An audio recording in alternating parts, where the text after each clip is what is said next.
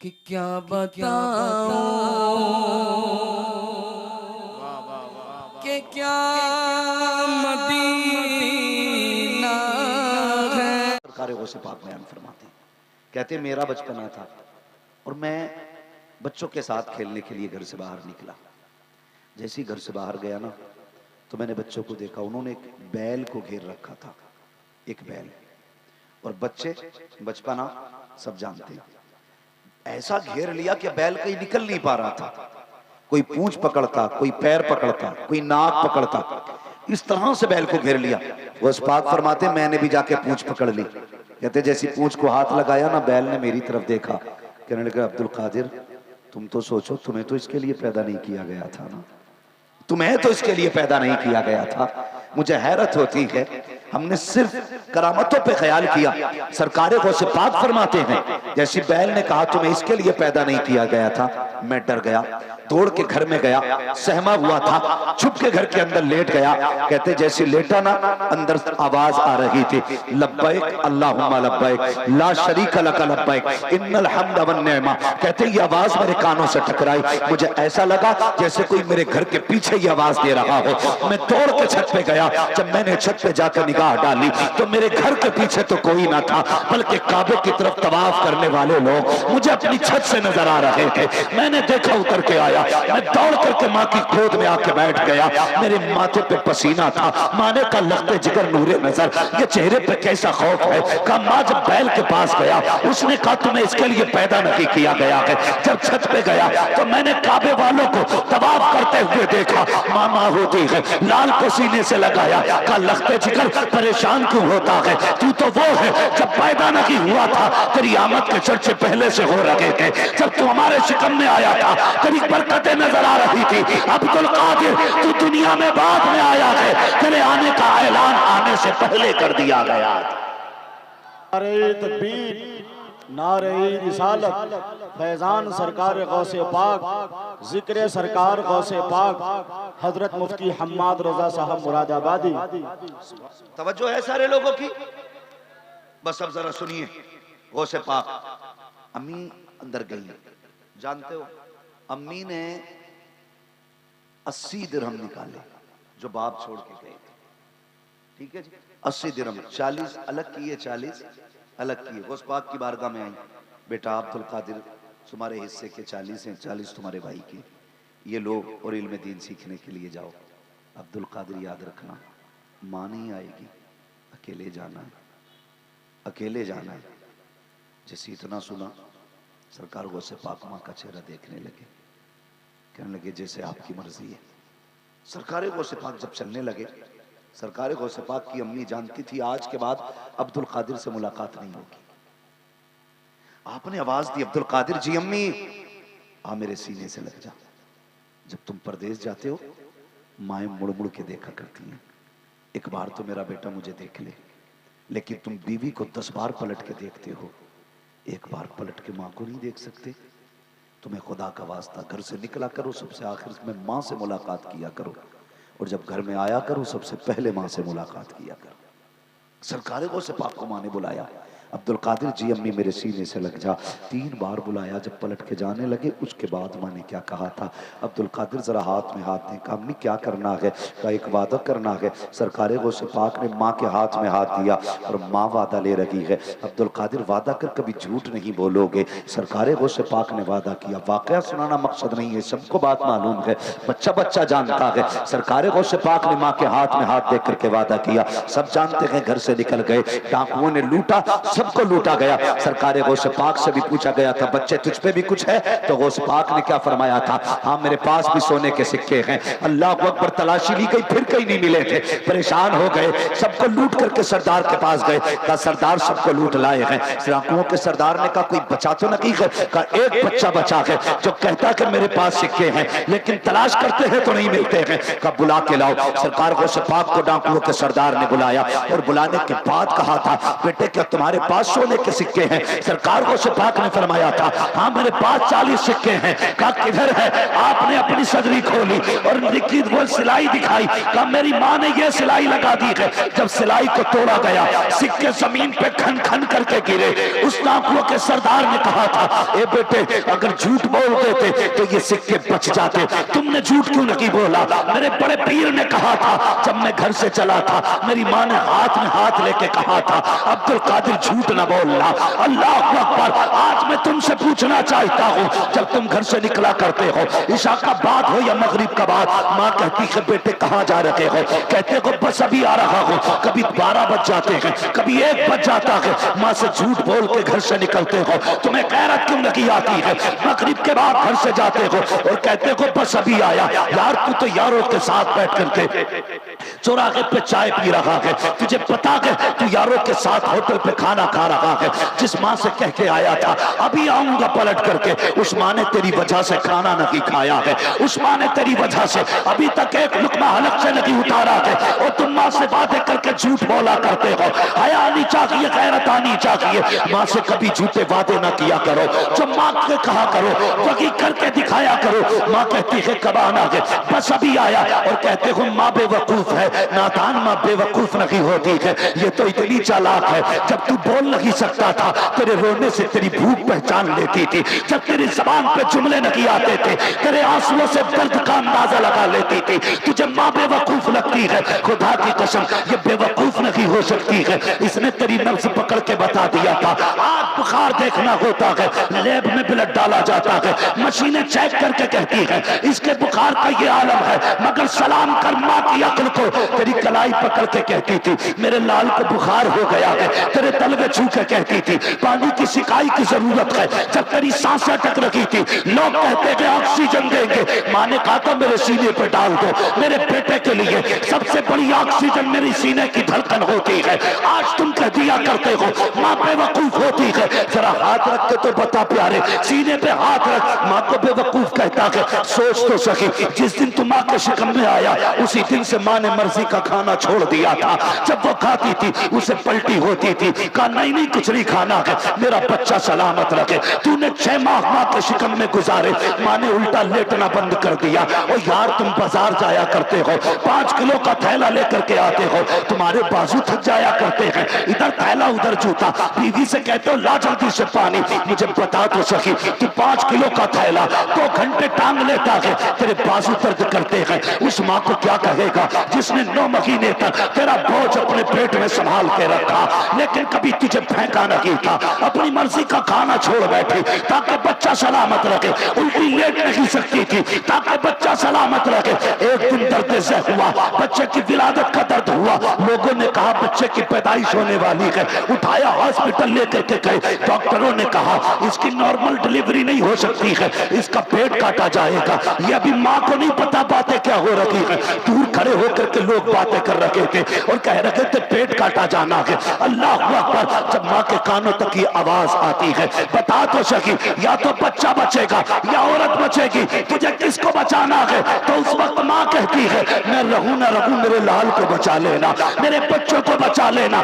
ये माँ हुआ करती है। खुदा की कसम तुम बीवी के सामने माँ को 100 रुपए देते हुए डरते हो कहीं बीवी का लहजा ना बदल जाए, कहीं उसको गुस्सा ना आ जाए। तुम बीवी के डर से माँ को एक वक्त की दवा नहीं ला के देते। जरा पूछ तो सही माँ से, जब डॉक्टर ने कहा था तेरा बेटा बचेगा नहीं, अगर ऑपरेशन नहीं किया गया तो ये मर जाएगा, माँ ने कहा ठीक है तैयार हूँ मेरा ऑपरेशन किया जाए। यहाँ तक तो खैर थी। उसके बाद एक फार्म लाया जाता है, का इस पे अंगूठा लगाना है। माती सादा थी, उसने कहा इसमें क्या लिखा है? कौन पूरा फार्म पढ़ के बताता?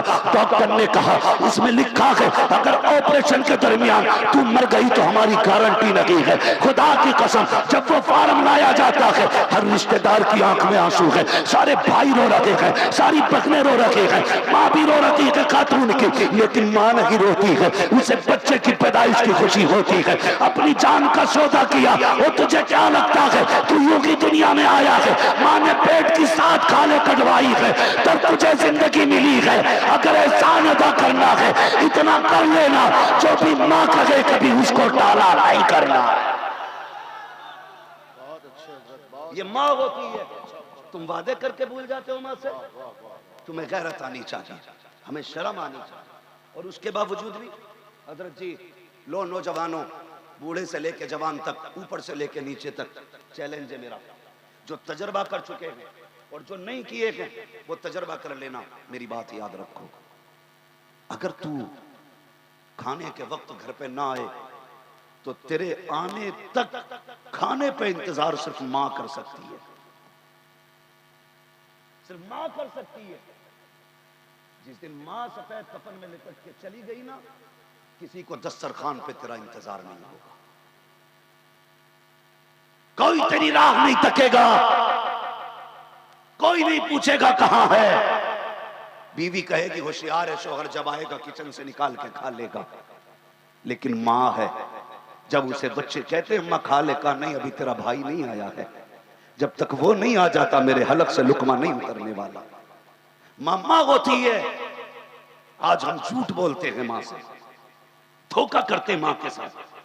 खुदा का वास्ता मां की इज्जत किया करो, मां की कदर किया करो। दुनिया में इस जात जैसी कोई जात नहीं मिलने वाली, नहीं मिलने वाली है।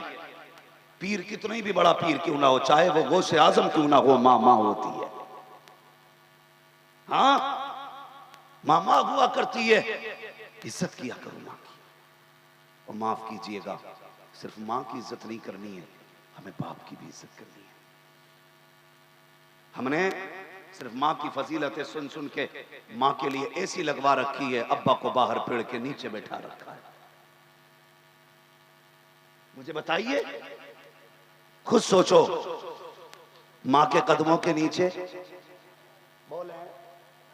मैं आपसे हाथ उठवा के सुभान अल्लाह कहने का दावा नहीं करूंगा, इसलिए कि मैं इतना जानता हूं, बात दिल पे निकलती है तो सदा खुद ब खुद निकलती है। अगर बात दिल पे ना लगे तो हाथ उठवाने से कोई नतीजा नहीं है। ये बातें दिल पे लिख के लेके जाना। मां के कदमों के नीचे बाप जन्नत का दरवाजा। हम सिर्फ अम्मी की खिदमत करते हैं और अब्बा पड़ा है पेड़ के नीचे। हाँ, एक बात याद रखना, पूछो इन उलमा इकराम से, मुफ्तियान इकराम से, ये बताएंगे अगर शोहर के कपड़ों पे धब्बा लग जाए और औरत उस धब्बे को झाड़ दे, अल्लाह उसे 70 नेकियां अता फरमाया करता है। ये मतलब तेरी माँ की जन्नत तेरे बाप के कदमों के नीचे, तेरी जन्नत तेरी माँ के कदमों के नीचे, लेकिन उसकी जन्नत तेरे बाप की रजा में है। सोच, जिसकी रजा में तेरी जन्नत की जन्नत है, फिर उस जात का अपना आलम क्या हो। करते हैं इज्जत, बड़े सख्त लहजे होते हैं हमारे, बड़े सख्त लहजे होते हैं। खुदा इज्जत किया करें। बीवियों के कहने में आकर के माँ बाप को धक्का ना देना, माँ बाप को घर से न निकालना। सरकार गौसे पाक ने माँ से वादा किया, डाकू से कहने लगे सुन, मैंने माँ से वादा किया था, माँ से वादा किया था। माँ के वादे के लिए 40 क्या, मैं 40,000 सिक्के बर्बाद कुर्बान कर सकता हूँ। चीख निकल गई। उसने कहा अफसोस अब्दुल कादिर, तुझे माँ का वादा याद है और हमने रब से किया हुआ वादा भुला दिया है। चल ऐसा कर, मुझे कल तौबा करा के अपनी गुलामी में ले। जानते हो, जब इतनी बात कही ना, तो जो बाकी के साथी थे ना, डाकू के चेले, उसने कहा जब चोरी साथ की है ना, तो फिर जन्नत में भी साथ ही जाना है, फिर जन्नत में भी साथ जाना है। ये सरकार गौसे पाक का किरदार है, ये सरकार गौसे पाक का किरदार है। एक हमारा किरदार देखो, हमें तो जहां से मिल जाए बस लूट खसोट से फुर्सत नहीं। मदद किया करो किसी की, दिलों में जगह रखो। गुंजाइश नहीं हमारे पास, कोई गुंजाइश नहीं, इतनी तंगी हो गई है ना दिल में, अल्लाह माफ करे। बस सरकार गौसे पाक रज़ी अल्लाह ताला एक दिन जा रहे थे घूमते हुए, तो दरिया पार करना था आपको, कश्ती की तरफ बढ़े तो आपने देखा ना, कश्ती वाला किसी बंदे को धक्का दे रहा था। धक्का, आप भी पहुंच गए। फरमाने लगे क्या बात है? तो जिसको धक्का दिया था ना, उसने कहा जनाब मैं गरीब हूं और मेरे पास देने के लिए किराया नहीं था, इसलिए इसने मुझे धक्का दे दिया। गौसे पाक ने अपने शागिर्द से हुक्म फरमाया, जाके मेरी दरसगाह से सोने के सिक्कों की थैली उठा के ला, सोने के सिक्कों की थैली। और आपने कश्ती वाले के हवाले करके कहा था ले संभाल के रख, आज के बाद अगर कोई गरीब आए ना और उस पे किराए का पैसा ना हो ना तो उसे अब्दुल कादिर के पैसे से कश्ती पार करा दिया दरिया। उसे अब्दुल कादिर के किराए से दरिया पार कराना। आज कितना करते हो, आज कितना करते हैं। सगा भाई हॉस्पिटल में हो और भतीजी दरवाजे पे बिलक रही हो तो चचा कहता थोड़ी देर पहले कहती तो मदद करता। इस दौलत की भूख ने रिश्ते तोड़ दिए हमारे अपने अपने नहीं रहे। आज पैसा सब कुछ है मेरे भाई, पैसा जेब तक रहना चाहिए, रिश्ते दिल में रहने चाहिए, वरना पैसा तो होगा कोई अपना नहीं होगा। पैसा तो होगा कोई अपना नहीं होगा। मेरे भाई कितनी दूरियां हो गई। आज कोई अल्लामा बन गया, कोई मुफ्ती बन गया, कोई पीर बन गया, कोई इंजीनियर बन गया, कोई डॉक्टर बन गया, लेकिन जब छोटे थे तो सब भाई भाई थे, सब भाई भाई थे। और कैसे रिश्ते थे बचपन में, ऐसे रिश्ते थे अगर दो भाई अलग अलग स्कूल में पढ़ते थे, एक पहले आ जाता था और एक बाद में आता था, तो जो पहले आता था माँ उसे खाना देती थी, कहती थी बेटे खा ले, वो कहता था नहीं जब तक वो भाई नहीं आ जाता मैं खाना नहीं खाऊंगा। कौन थे ये? भाई भाई थे, भाई भाई थे। अगर कोई चीज आई माँ ने एक बेटे को दी तो उसने दूसरा हाथ फैला दिया, माँ ये मेरा हिस्सा था मेरे भाई का हिस्सा भी दिया जाए। ये बचपन था हमारा। अगर किसी ने बचपन में हमारे तमाचा मार दिया तो भले दूसरा भाई छोटा क्यों ना हो हमारे लिए लड़ जाता था। कल भी यही भाई थे, खून भी यही था, रिश्ते भी यही थे और आज भी यही रिश्ते, यही भाई है, यही खून है। लेकिन आज क्या है, कल जितने के लिए दूसरों को मारने जाते थे आज उतनों के लिए अपनों के कान पे तमंचे लगा रखे। कल जिस बात के लिए दूसरों से लड़ते थे आज तुमने वही कयामत अपनों पे ढा रखी है। क्यों हुआ ऐसा? तो जवाब सिर्फ यही है, जब तक दौलत दिल में नहीं थी तब तक रिश्ते दिल में थे, और जब दौलत दिल में आ गई तो रिश्ते दिल से निकल गए। ये दौलत कुछ नहीं है, इसके पीछे ऐसे ना जाना कि अपनों को भूल जाओ। दिलों में जगह रखा करो, गुंजाइश रखा करो, अपनों पे खर्च किया करो। याद रखना कभी कभी दवाएं वो काम नहीं करती हैं जो दुआएं काम कर जाया करती हैं, जो दुआएं काम कर जाती हैं। लेकिन दुआ लेता ही कौन है? सूफी साहब। अरे वो उन्हें क्या पता, वो तो तारीख़ दुनिया है, उसके बाद चल रहे हैं। उसने पढ़ाई करी है 18वें तक, क्या है LLB है, उसके बाद भाई बता जमीन फट रही है भैया ले रहा क्या करना, कहता 10 साल की करा दे। उसके पास गए जिसने 18 साल किताबें पलटी थी, 18 साल उसने कहा गोली मार दे जाके, बाइज्जत मैं बरी करा दूंगा।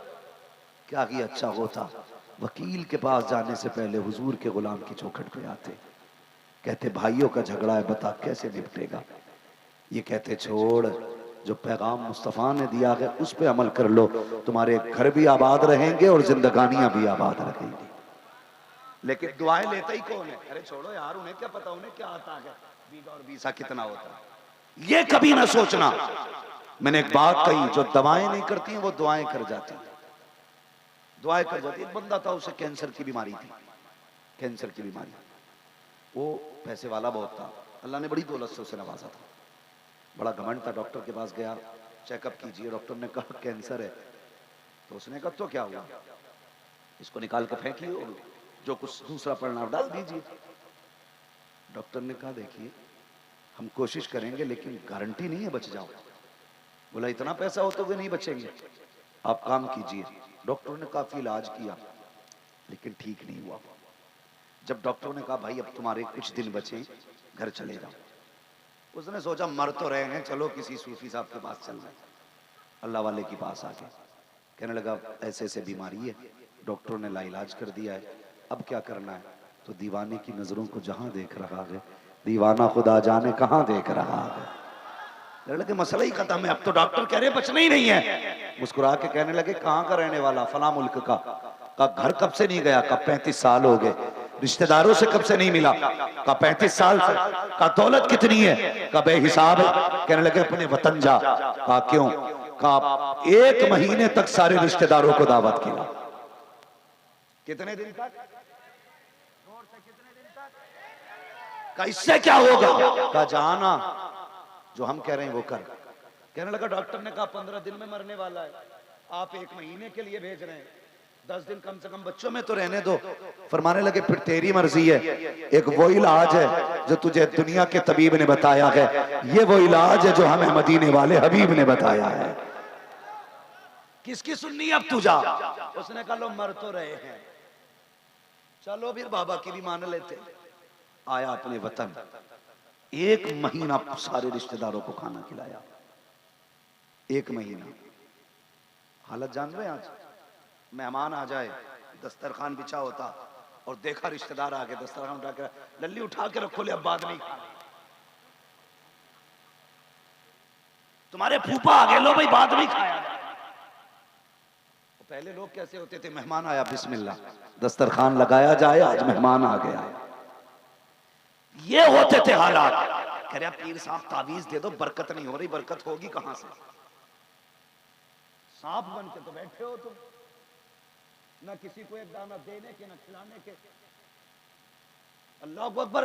दिलों में जगह पैदा करें, दिलों के अंदर गुंजाइश पैदा करें, तो आज मेहमानों को देख करके लोगों के चेहरे उतर जाते हैं। और पहले के लोग मेहमानों के बगैर खाना नहीं खाते थे। वो कितना प्यारा शेर था, वो कहा था, किसने कहा था मुझे नहीं मालूम, लेकिन कहा था अल्लाह मेरे रिस्क की बरकत न चली जाए, 2 रोज से घर में कोई मेहमान नहीं है। ये एक बरकत वाला मसला। हम दस्तरखान समेट देते हैं, एक लुकमा किसी को खिलाना नहीं चाहते, और कुछ जरा मेहरबानी करें। ये भी हिसाब लगाते रहते कौन बीमार हो रहा है, फिर 4-5 दिन डट के उसकी जरा तीमारदारी की जाए। मिजाज पुरसी के लिए जाते हैं और खाना खा के आते हैं, खाना खा के आते हैं। हमारी बस्ती की बात है, बड़ी मशहूर बात है। जमींदार थे हमारे अपने गांव की बात है, तो उनका एक बैल था। बैल तो 2 थे, एक बैल लाइट के करंट से मर गया, किसी वजह से एक बैल मर गया। तो लोग उनकी खैर खबर के लिए आ रहे, बैल की, बैल बैल बैल बैल, जो भी आता यही पूछता कुछ दिन के बाद के क्या हुआ था बैल को? बोले कौन से बैल को? बोले पहला वाला बैल। उससे में एक दिन कहने लगे पहले को सब पूछ रहे हो, दूसरा भी पूछो उसका क्या हुआ है। बोले उसका क्या हुआ? बोले पहला मर गया था, दूसरे को तुम खा गए। अगर किसी की मिजाज कुर्सी के लिए जाया करो ना, तो रोटी खाने में अपने घर से खा पी के जाया करो। इसे ही कहते हैं मरे हुए पे 2 लाते सवार करना। जब कहीं चाय नहीं मिलती, चलो भाई प्रधान बीमार है, उधर चाय मिलेगी, तो चाय नहीं प्रधान का खून पी रहे हो। भाई मैंने एक बात कही, दिलों में गुस्सा पैदा करें, खिलाने के आदी बने। उसने कहा जाइए अपने इलाके में। वो अपने मुल्क आया, 1.5 महीने लोगों को खिलाया, उसके बाद वापस गया, बाबा को खिलाया, कहने लगे चेकअप करा के आ। जब चेकअप कराया तो कैंसर का नामो निशान तक बाकी नहीं था। वो कहने लगा, डॉक्टर ने कहा यह कैसे हो सकता है? उसने झूम के कहा था, कौन देता है देने को मुंह चाहिए, देने वाला है सच्चा हमारा नबी, जिनके तलबों का धोबन है आबे हयात, है वो जाने मसीहा हमारा।